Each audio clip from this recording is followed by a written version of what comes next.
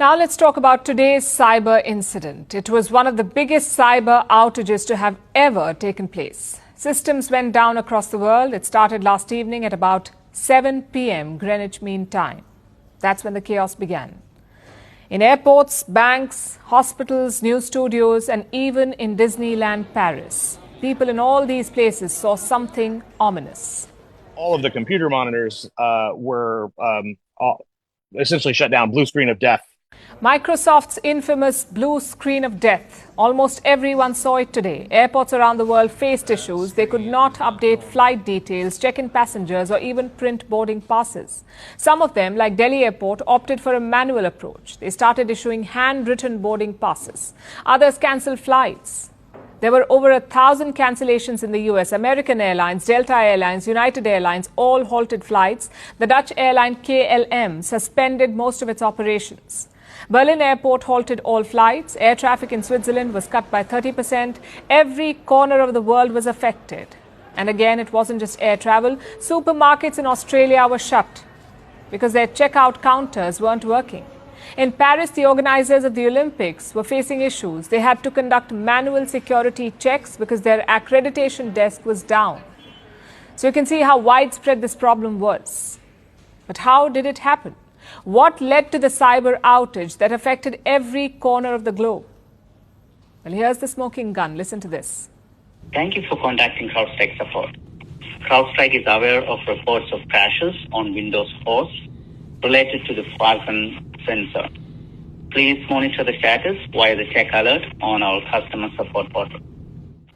The outage was caused by this company, CrowdStrike. Ironically, it's a cyber security firm, a company that makes antivirus softwares and investigates cyber attacks. This is the company that messed up. Now you may wonder, how did it cause such widespread damage? After all, many of you may never have even heard of its name. So how did it access so many computers all over the world? Well, CrowdStrike works with other companies, and one of its clients is Microsoft. CrowdStrike put out a security update yesterday at about 7 p.m. GMT. This update was rolled out across Microsoft computers, and that is how the cyber incident began. There was a problem with the update. It did not react well with Microsoft systems. It caused them to crash and display the dreaded blue screen of death. That's it. That is the reason for the global outage. An automated security update took down Microsoft. And in turn, Microsoft took down companies all over the world. Because this is Microsoft, the most widely used operating system in the world.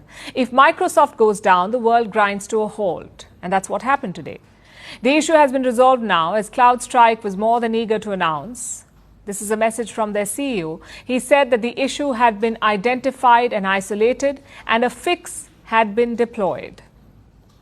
But his message also raised a few other concerns. He insisted that the outage was not caused by a security incident or a cyber attack.